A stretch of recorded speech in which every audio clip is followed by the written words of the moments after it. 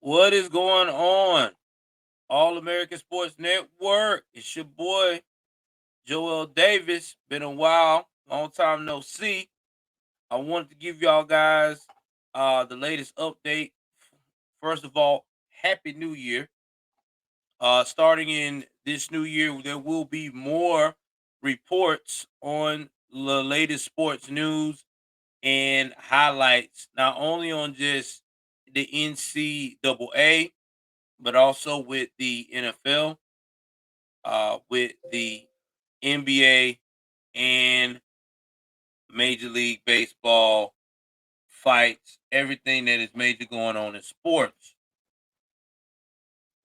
So, if you haven't heard or you might have been under a rock last night, the Georgia Bulldogs won their semifinal match against Ohio State University.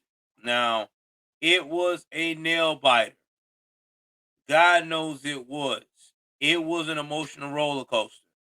But I am going to share with you guys some of the takeaways of what happened with this game. So, now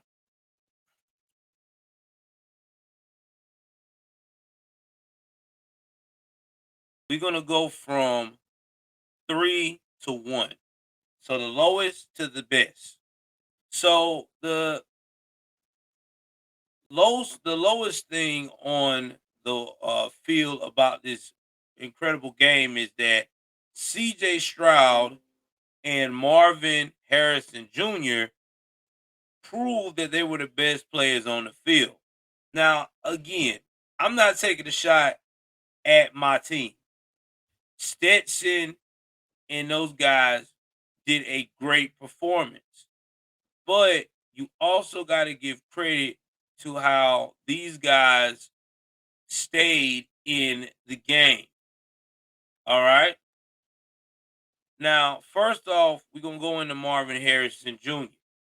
Now, he's going to be in the NFL draft,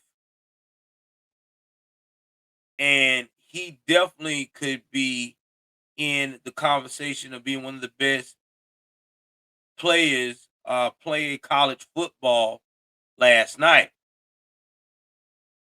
And he has had some great bowl performances. Because in 3 quarters now, Harrison Jr. caught 5 passes for 106 yards. He had 2 touchdowns. Now, thinking about his speed, his size, his speed, his burst, and his twitch, that made him very unstoppable. And that was with an elite championship secondary trying to catch him, which was Georgia. Now, it will be interesting to see who gonna be the next quarterback at Ohio State University next year. But Harrison will be a lethal threat to win every major award because he will be returning back in 2023. So again, this is to me a future NFL pick. Now you got Bryce Young,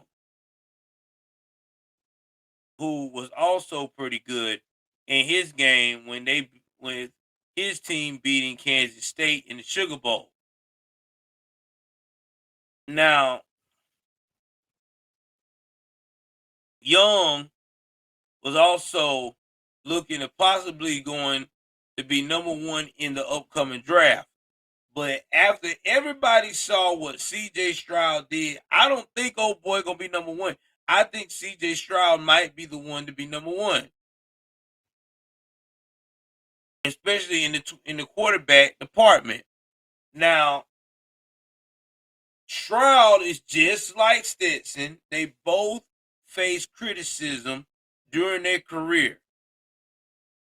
Stroud facing criticism in Columbus,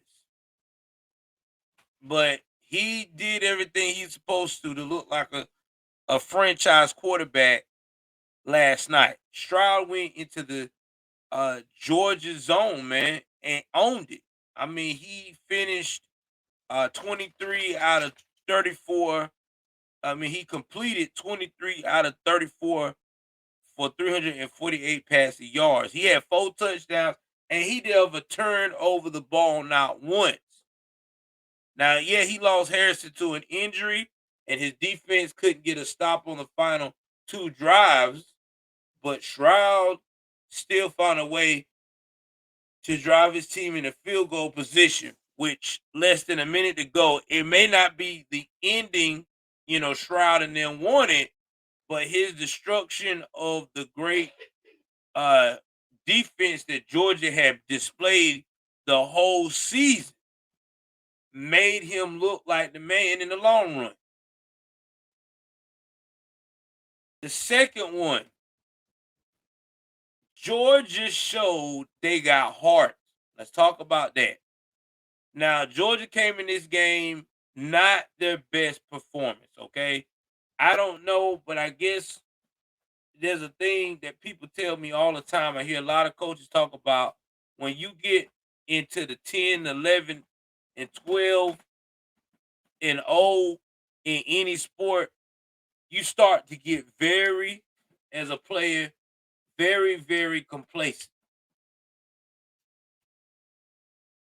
And you start to get comfortable and you start to, feel like that maybe, everything you going against is gonna be a walk in the park. But that wasn't the case for these young fellas. Uh Stetson Bennett, Stetson Bennett, excuse me, I don't know how I said Bennett. He was inaccurate throwing, an interception. He did a potential top pick defense. Jalen Carter was silent for the game, minus one big swatted pass that was late in the game. But the future first round pick, Keely Ringo, got cooked a few times in coverage. So it wasn't looking good in the first 2 quarters and going into the third quarter of the games. But like the great ones, they're not always great, but they're great when they have to be. Because then Georgia specifically got Stetson Bennett, who did his thing in the fourth quarter. Now, Bennett did finish a completion of 23 out of the 34 passes that he did. He had 398 yards, and he had 4 touchdowns. And it wasn't always pretty, but one of the greatest underdog stories in college football history had a beautiful penultimate chapter in the Peach Bowl, and that is Bennett's final game in his home state, because you all know that he's also going to the draft.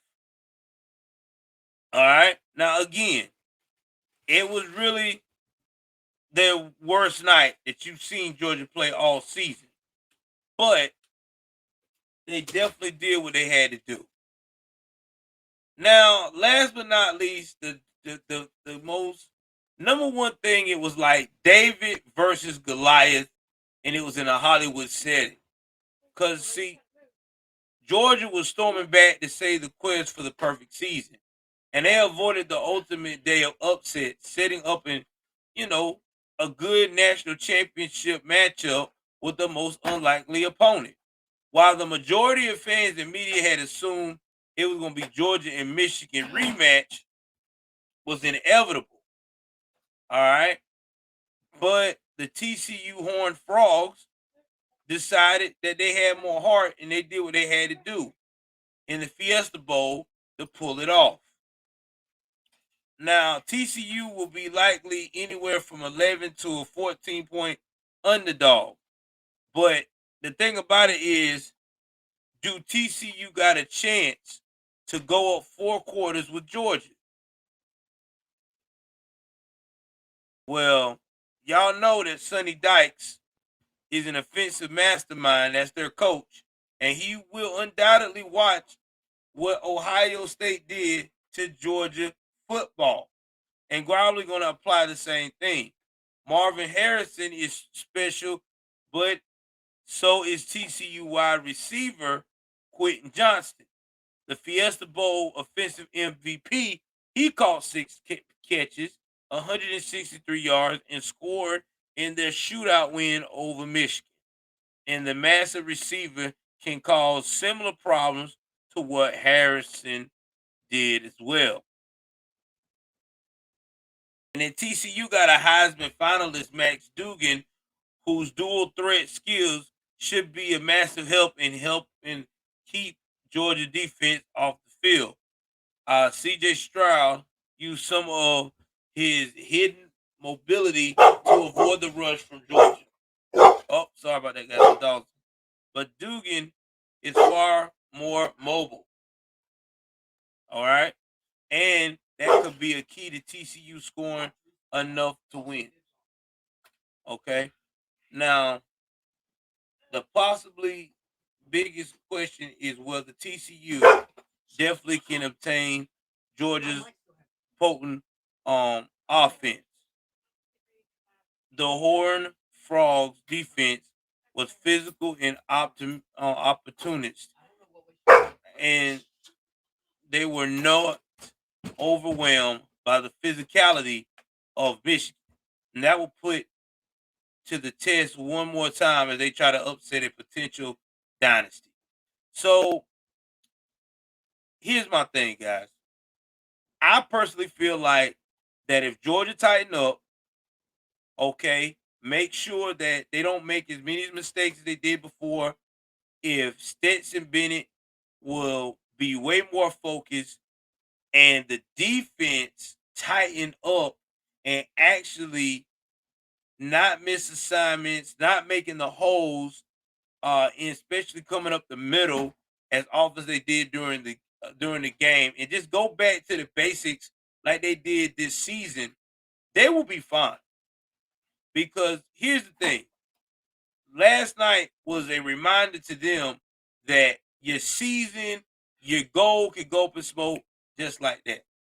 So, with that being said, that's how I feel. But we'll be watching the game. We'll give you highlights on our page, on the channel, and let you know where it's at and what we're doing. Again, please like, share, subscribe. With that being said, you know what it is. I'm out.